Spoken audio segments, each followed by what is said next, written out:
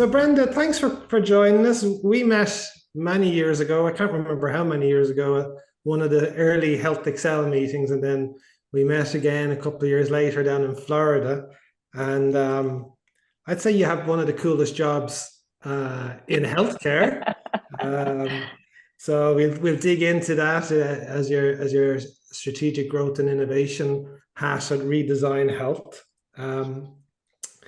But we wanted to start a little bit kind of going back to your earlier career. So you did a fairly long stint in Baxter originally, and then you moved to some smaller, let's call them smaller companies, and then another 10-year stint at Viridian Health as CEO, and then moving on to Salerna as founder and CEO again for kind of I think it was 9 years, 8 or 9 years. And I guess Salerno was kind of a really interesting digital health platform ahead of its time a little bit.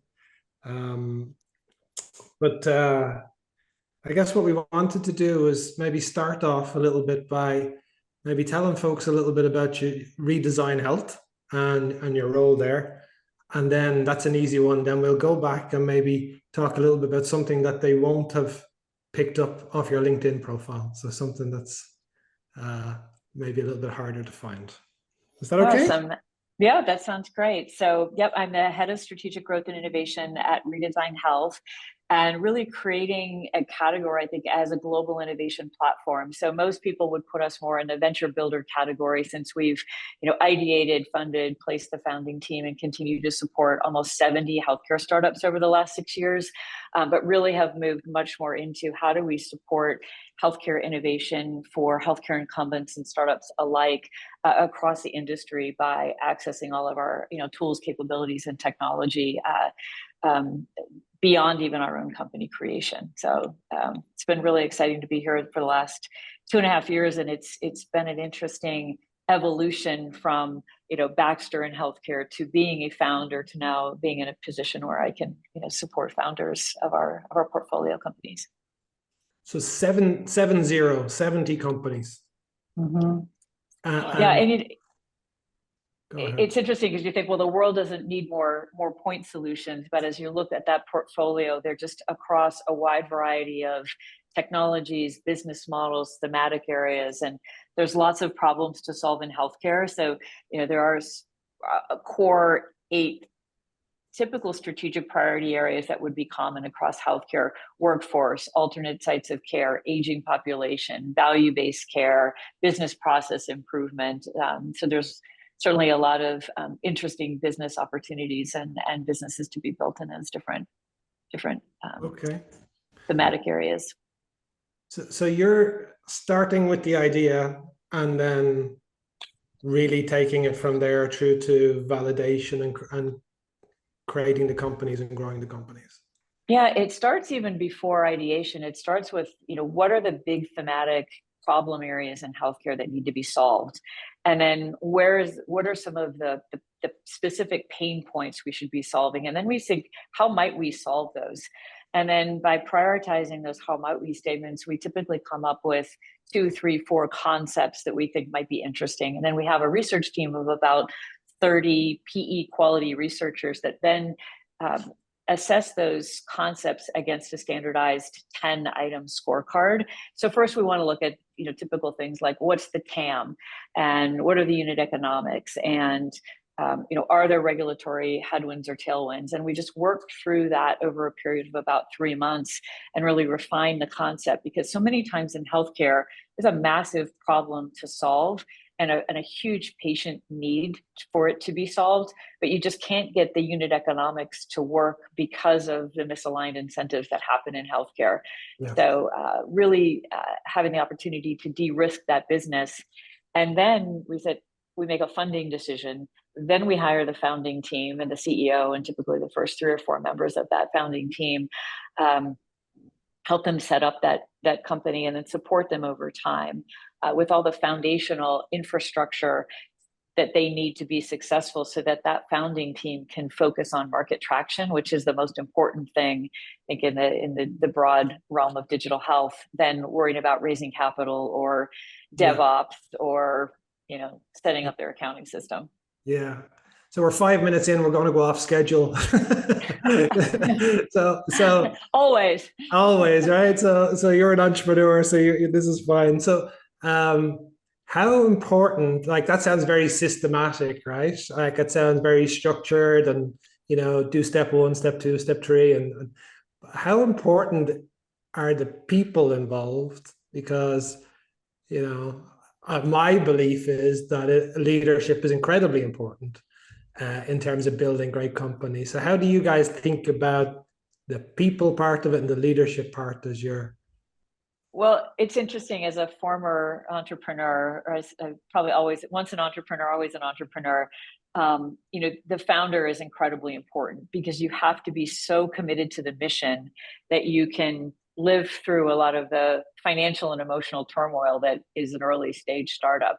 And so it's incredibly important. And it was interesting having raised a lot of capital at my previous startups, coming into Redesign and being familiar with much more of a process driven approach. I'm like, oh, this is how venture capital actually is analyzing my business, as opposed to when you're a founder, you're like, I have this great idea and it's solving this massive problem. You should love my idea too. So it is an interesting perspective on both sides, but certainly hiring the CEO and that founding team is the most critical part of building a good business, in addition to not only a de-risked idea, but then being able to actually demonstrate product market fit and early market traction. And so as we've built those companies, we actually have an organizational psychologist on staff. We do our own talent and have a very data-driven approach to the best CEO for the best business model. Because in many instances, we'll find a CEO candidate and they're not right for that one particular business, but they would be perfect for another. And so I do think that matchmaking from our perspective is important. But even though we're coming up with the idea, that founder is a founder. And in many instances, they'll take that idea and pivot it once they're in the market, and it's their business to run. And they have to be just as excited about that business as we were initially when we came up with the concept. Yeah. Maybe it's the same psychologist you were talking to earlier, Sarah, or I'm curious. I know. Maybe I'll find out. Yeah. But I've never heard of something so specific as that, where you really have an organizational psychologist who's really looking at the best CEO for the best business model. Especially because you normally look at people who have like a certain technical competence or a certain scientific competence to say, okay, you have this background and depth and you can be a good founder for this particular space. And usually the market people come later, right? And as a market person, I've always been trying to push that conversation forward, or saying, no, the go-to-market people need to come sooner. And some of the best kind of inventors to exiters of building companies have done that early on, right away. Where's the market? Yeah. And who's going to be our acquirer before you even actually build the thing and show that it works, right? Who actually would be interested in this all the way out? So I'm curious, Brenda, like what kinds of stuff has come up in terms of the types of business models in healthcare related to, the type of CEO? Can you give an example of one where that? I think we originally had since we're providing so much of the support, that if we found a much more business development oriented CEO, they would then be able to more easily get that market traction. And so we probably over rotated a little bit on that CEO persona. And then we looked at all of the data, and the data actually shows that that's not the best persona. It tends to be much more of a technical or product focused CEO who, yes, can describe it and can go out and sell and have that passion for that business. And the other is that we tended to hire more senior executives, or maybe they were very, very high in an organization. And because we were providing that support, it was the right time in their career to transition over to being a CEO. And that wasn't quite the right profile either. And so really we're looking for sort of the grit, the scrappiness, the resilience. And that's hard to find. It's hard. You can't look at a LinkedIn profile and understand resilience or grit. And so we're starting to really hone in on the types of questions that we should be asking to potential CEO candidates based on that type of business model, because now we have 3 defined personas based on the type of business that we're building. So I think it's the first time the industry has probably taken a data-driven approach to CEO hiring, because it's an issue for everyone. And that CEO failure is both costly to the company and costly to the business and its market traction. And so I think that intellectual property we're building around how to actually hire CEOs will be something interesting in the future. Is it feasible to, like, you guys are coming up with the idea and kind of the early stages where a lot of the time the founder is completely married to the mission, so if I understood correctly, you're doing a lot of upfront work, and then how do you get founders interested in not their ideas, right? I'm kind of curious how that process works. Well, I think we find founders that are very committed to solving the problem. So we have founders that have been in this space. We launched Scriptology, which is a medication therapy management business, or like, how are you elevating the clinical pharmacist as part of the care team? And so the CEO of that business is a PharmD. She's got business experience, but she's incredibly passionate about the problem, and also has the skill set to understand how that just the money flows and the economics and the inner workings of a pharmacy. And so that's a good example of somebody who's incredibly passionate about solving the problem, even though the concept might not be their concept. I think they appreciate the fact that someone else has done all of the work that to understand that business could actually be successful in the market with a business model that will work. Okay. Yeah, that makes a lot of sense. So we'll try to get back on schedule now. so talking about LinkedIn profiles, something that people wouldn't be able to find out about you from your LinkedIn profile. I was almost going to be a music major. So I was actually a flutist in high school. I played with the youth symphony, actually once played with the Cincinnati Symphony where I grew up, and actually was going to go into music. And it was my high school music teacher that said, don't make your passion your career. And I now I think back and I said, well, that's exactly what you should probably do. He had a lot of influence over me, and I think he was a frustrated drummer that like never could make a career in music, and was projecting that on me. But still play the flute, and my husband is a jazz saxophonist, and so I live vicariously through him for the musical outlet. But still enjoy quite a bit of music. It would not be on my LinkedIn profile. that's fabulous. Great. So maybe then we'll dig in a little bit, going back to the start and when you started. Sarah, do you want to come in on the what did a great company look like? Yeah, well, I mean, actually, I could go in a segue of just what you just started talking about. I mean, I know you listed a company, you've chosen a company, which we can get to, but just from what you've been saying about this team and the best CEO for the best business model, how does that weigh into your definition of what does a great company look like? How does that play out for you? I think that CEO sets the tone for the entire business. It sets the culture, the strategy, the mission. And so I do think that the CEO is critically important to the company. Now, the company I chose, it'll be a really interesting debate about whether that holds true for that particular company. But I do think that the CEO is critically important to the success of the company. They just are the faith and the embodiment of the organization. So for me, it's really critically important. Well, let's talk about you and you starting companies. So, give us a little bit of context in terms of what was the motivation with Solerna. Yeah, so I spent 15 years with Baxter, and while I was there, I was very much an intrapreneur. So I was a hand raiser. So, we need someone to lead total quality management. I didn't know anything about total quality management. I'm like, I'll do that. And then we went global, and I'm like, I'll take Latin America. So they sent me to language school, and I spent 6 years running around Latin America. So it was the perfect place to have a lot of different jobs. I did sales, I did product management, I did international expansion, I did marketing. And so at the end of, towards the end of the 15 years, they sent me to the Center for Creative Leadership, which was a week-long, 360 psychological evaluation. And it was really a moment when I thought, I don't want to work for Baxter for the rest of my life. I'm too disconnected from patient care. I got really good at PowerPoint, really good at Excel spreadsheets, but what impact did I actually make over those 15 years? and what's that legacy? And so I really had this, if I don't go out and start a company now, I don't want to regret it later. And I can always find another job. And I tell that to people who are really thinking about starting a business, is just go do it. And if it fails, you could start another one, or you can always get a job. And so I negotiated getting laid off when Baxter was laying off like 5,000 people.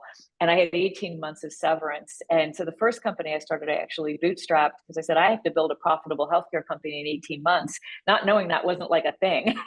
So I did that. So Meridian, I bootstrapped, and I learned how to manage cash. And, but there was a lot of trials and tribulations for that. But then towards the tail end of that 10 years of bootstrapping of Meridian, which is an employer health management platform targeting employers that had really diverse employee populations. So we were using community health workers doing culturally competent, language specific health improvement programs in 2005. As WebMD was sort of going high tech, high reach, you were leaving the service industry behind. Well, 10 years later, everything was on your phone. And so that industry completely changed, and there wasn't necessarily a need for much more of the sort of high touch approach that we had at Meridian. But I read an article and went to Trust for America's Health around who's going to be the convener as all of the digital health solutions were evolving. The community organizations like YMCA and Areas for Aging were doing these health improvement projects. It was like, wow, there's so much good happening, and yet it's completely disconnected from healthcare. There wasn't a way that digital health were paying for payers. Things were being funded by grant dollars, which weren't sustainable. And Trust for America's Health in 2011 had actually written a paper around who's going to be this convener. And I thought, well, it's not state public health, and it's not a single payer. So I did put together the business model that would become Solera, and I did a pilot with Anthem.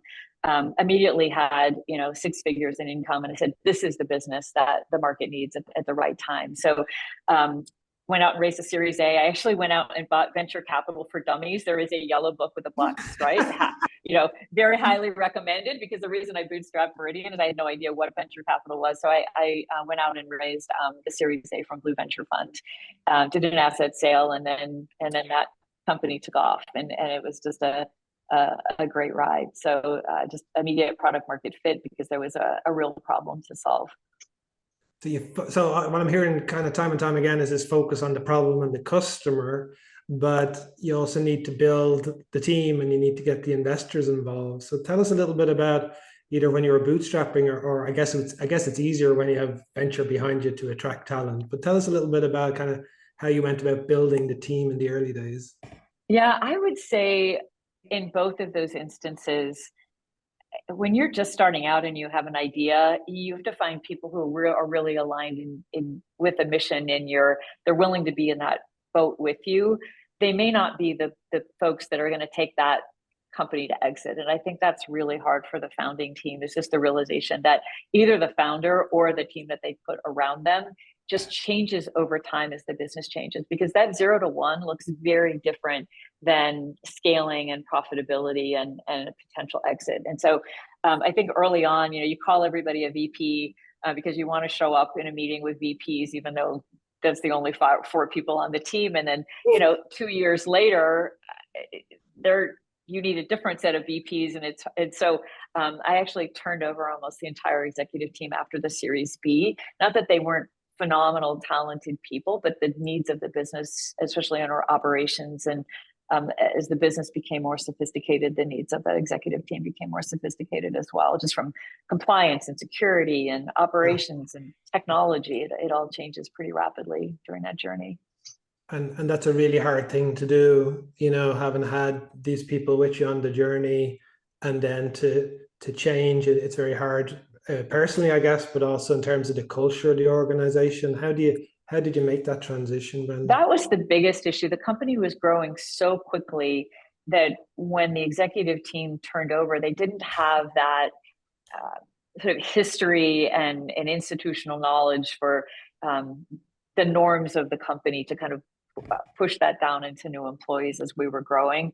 Because I was just really, I'm just a huge fan of culture. I just think culture is incredibly important. It's the glue that holds the organization together through really tough times and aligns people around the work that you're trying to do. So we had a big mural on the wall that actually had all of our sort of values. They were more behaviors than values. So assume good intent, treat people the way they want to be treated. Don't come with a problem and if you don't have a solution. So we just would like really entrench sort of the ways that we were working, but that, I think culture was incredibly important. So we did a lot of, volunteering. We had lots of town halls, but as we grew, it was interesting, the difference between the perception of management from our staff employees as opposed to executive leadership. So I actually brought together, called it a communication corner. And we had the executive team and a subset of probably the biggest, vocal folks in the organization. And we brought them together every 2 weeks. And we said, look, we're going to tell you things and it's the truth. And I want you to spread that among your peers. And we want you to bring what you're hearing and let's talk about it and be really solution oriented. And I would say the first couple of times it was complaining. And the third time I said, we're here to solve problems and I want you to be part of the solution. And this is a big opportunity. So let's work on that together. And it was a really good opportunity to get different parts of the organization together and really understand each other's perspectives and moving forward on the organization. So I tried to take really concrete steps around, helping people feel valued and heard. But at the end of the day, people want to know, what's my job? How am I supposed to do my job? And how am I going to be evaluated on my job? And sometimes that's really hard in a startup because there's just so much to do that role clarity becomes a little bit more difficult. Yeah. I found it hard in Health Excel when we were growing, bringing in more senior people and then folks who've been there since the start, who were totally committed to the cause and trying to manage that transition and figure out how to do it and not break trust. I'm not sure, apart from communicating, there's any kind of magic answers here. I don't have a magic answer. It's really hard. It's really hard as the organization gets bigger. Yeah. And the layers of management, when you start off, you're just really flat. And it was important to me across any of my career, including at Redesign, that I see people argue well. If you think about 5 dysfunctions of a team, the best thing that you can do is build trust. And typically you build trust by spending a lot of time together. And that's been more and more difficult in a remote environment, because if you trust each other, then you can, have those really difficult conversations and crucial conversations and, disagree, but commit.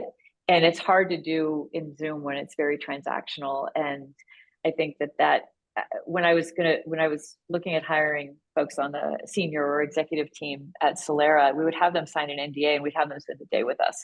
And just I want you to experience a day in the life. And we would argue well. It was, very constructive feedback and pushback, which I think was incredibly healthy. And they'd be like, oh, wow. And I said, yeah, but this is what's good about this, that people aren't, they're expressing their needs. And I always said that whoever has the best data wins. And sometimes we would just break and we'd come back and we'd go, oh, okay.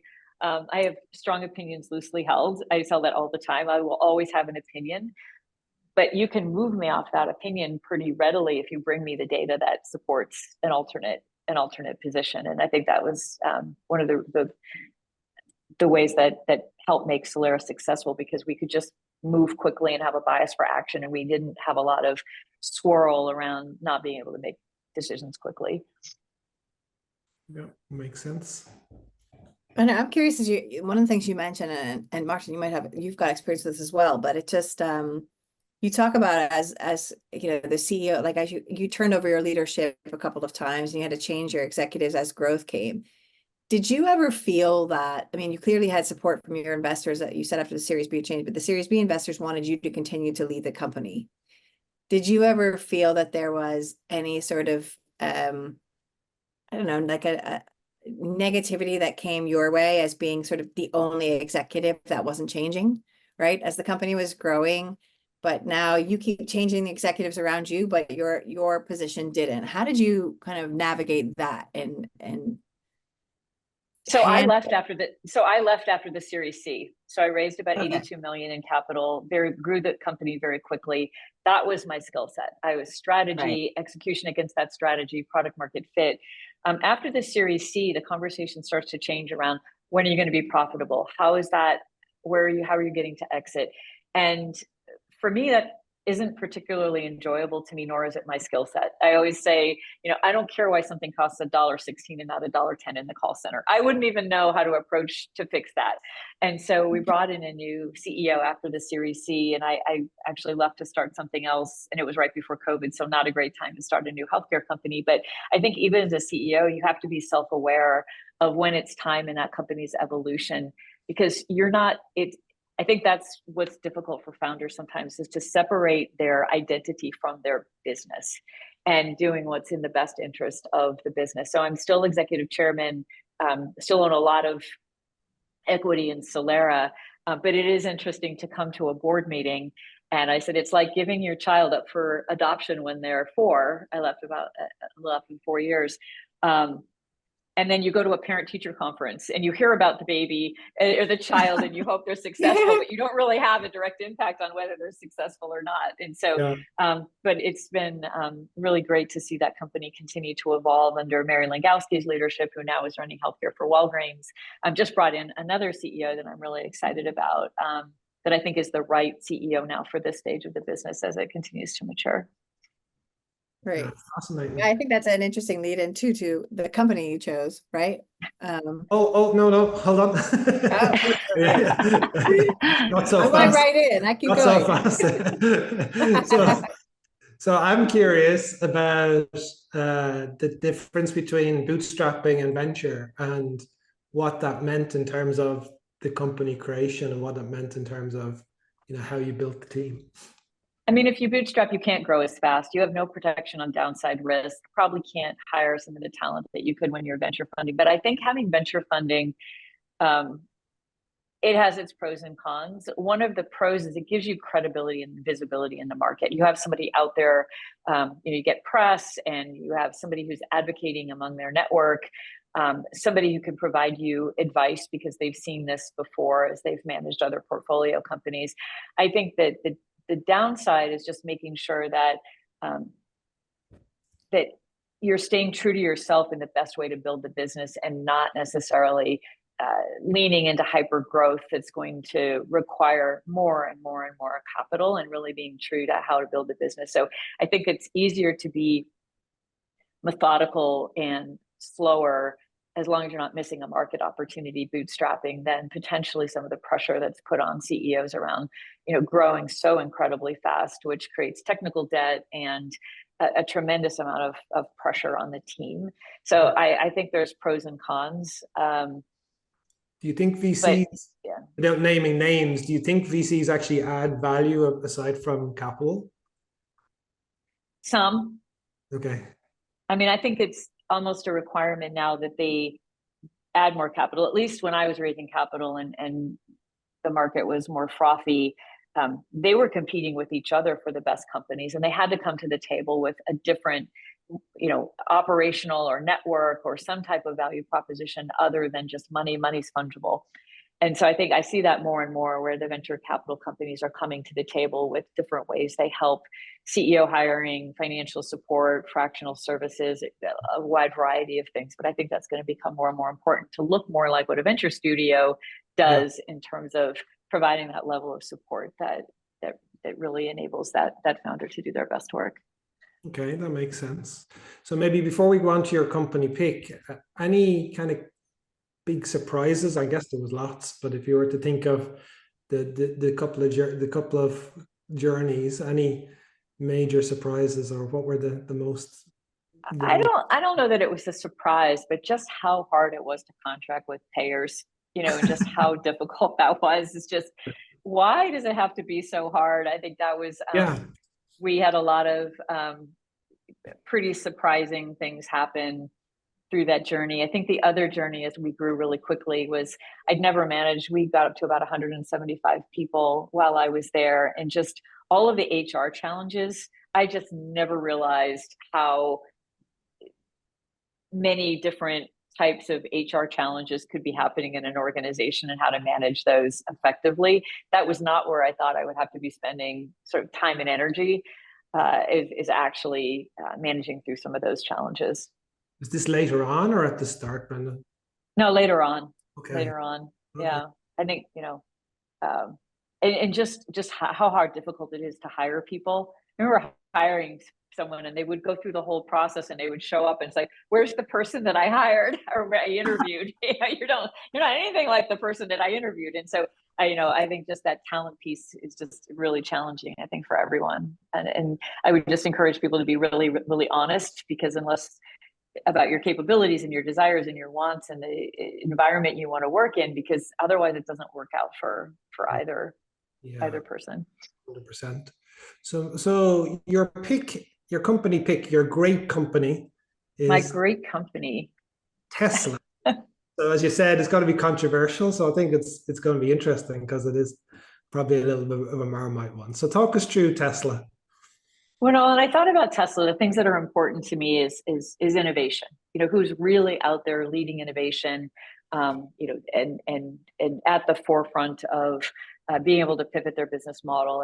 So I think about Tesla is at the forefront of not only electric vehicle technology, but also just pioneering advancements in energy storage, with solar, Powerwall, PowerPack. Like, they continue to innovate in this energy space, with a mission around sustainability. So I think that's the other thing that's really important to me is impact and sustainability. And then I also really like how they're vertically integrated. When I got my MBA, I was fascinated with supply chain and how Walmart was able to quickly take over that market because of their novel approach to supply chain. And I just think about the opportunity that they have to be vertically integrated and how that creates not only operational efficiency, but cost efficiency. And then their stock is great.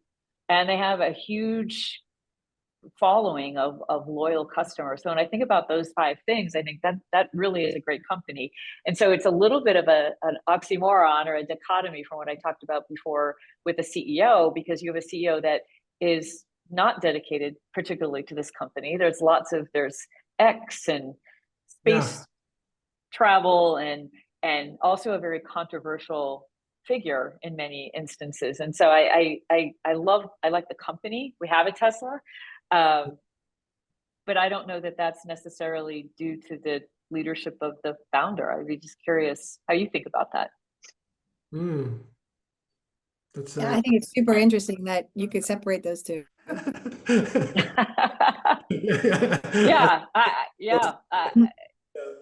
Sorry, Sarah, go ahead. No, I mean, I just think it's super interesting that those two, that from your own personal experience, I find it fascinating. Like, your own personal experience, it was really about the people. Like, and even with, Redesign Health now, you have like a very, an organizational psychologist and a people focus about how to match the right talent to the company. And then on the great company side, it was basically about more kind of their ethos around innovation and what they deliver, and less about the personalities or the people, because it wasn't about like, oh, they get these really good NPS scores coming out of Tesla, or they retain the talent well, or there is a sort of culture in there besides an innovation culture, but there's a culture there that, there's a way of working or interacting that people rave. It wasn't about that. That's all not there in your selection, but in your company building, there is a lot of it there. Once you decide on the path to go, it sounded to me like it really starts to become to you about the people. I'm just curious too, though, is if it's about the stage where that becomes so critical at the beginning, because you need everybody rowing in the same direction. You need that bias for action and get stuff done. And I think with Tesla, Elon Musk has this massive vision for the future. He's definitely just this futurist. And I didn't dive deeply into the organizational culture, turnover, NPS, or anything like that, but I have to believe there's good lieutenants that are actually running the company that is resulting in those good, not only financial results, but performance for the organization. Yeah, I mean, there's definitely bandwidth. Oh, go ahead, Martin. No, I was wondering how much of it is, the press is designed to call out this single founder or single CEO, right? That just makes a really good story, whether it's Steve Jobs or Elon Musk. So I think the whole, news system is designed to promote that idea. And I think those people are amazing, but I think it takes a team to do anything, I think so too.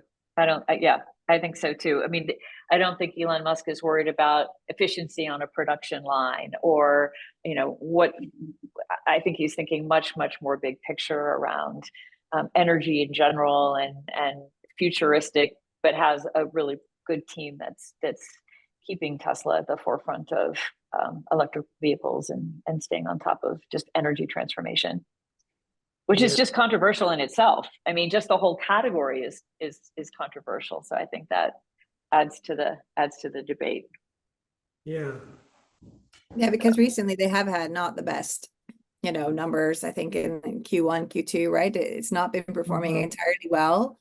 But I mean, it's almost like the approach you kind of see, you said before, like capital money is fungible, right? And it was kind of making that comparison. And in his case, I feel like there's a little bit of, once you now have this brand, this reputation, and you have somebody who's a futurist type, as you described as a CEO, talent is fungible to him. Talent is fungible in the organization. Like right now, we got to cut costs. We got to let these people off. We're going to lay off these people. We're going to just cut all these people out.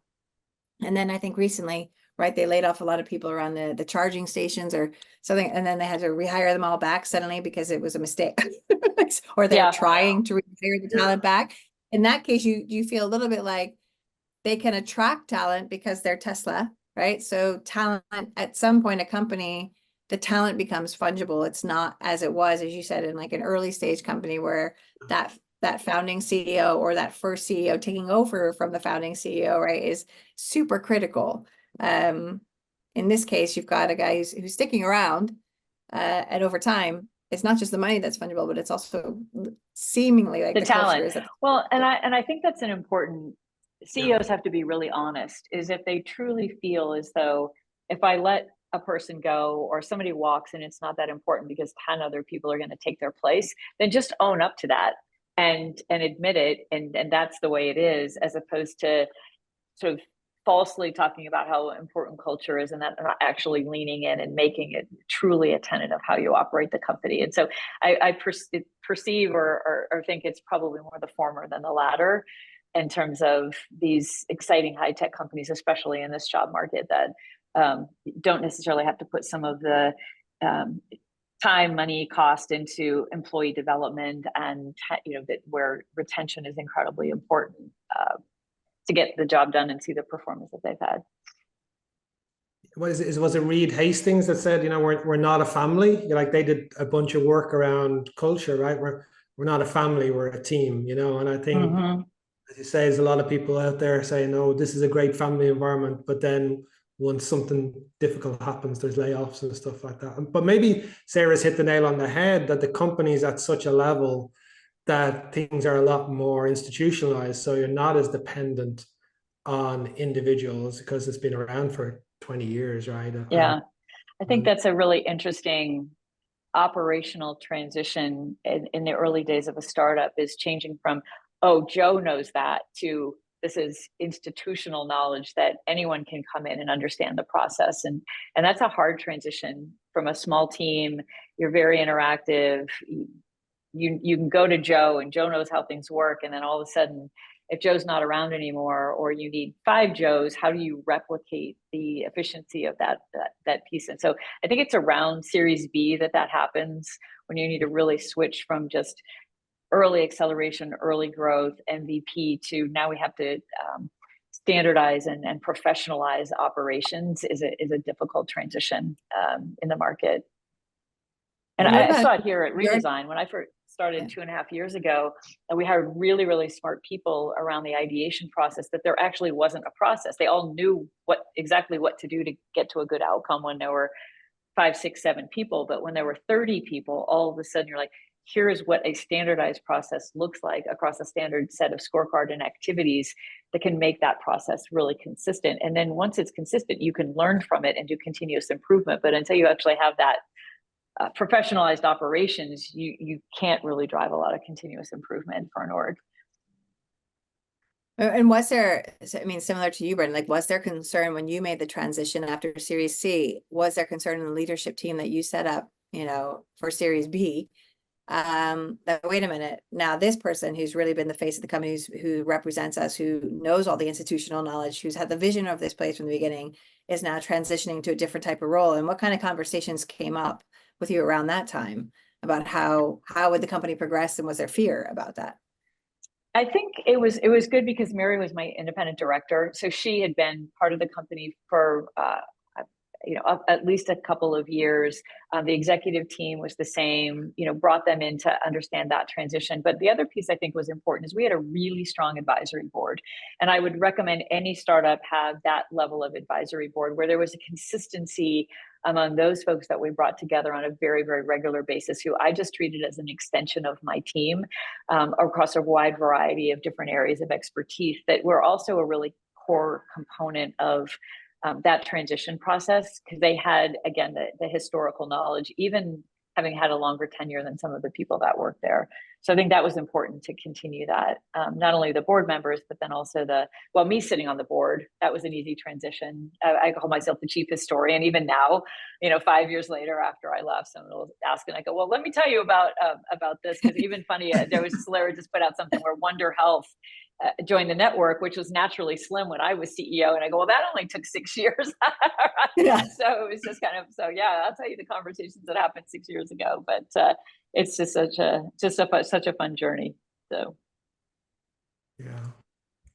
So, coming back to the criteria we're using about a great company. So first one is customer. Businesses exist to solve customer problems. I think we've heard you say that through the conversation. So my take, I'm not sure what yours is, but my take, Sarah, is that they focus on that. They're doing really cool innovation to solve, and there's lots of like super fans out there, people who just love what they produce.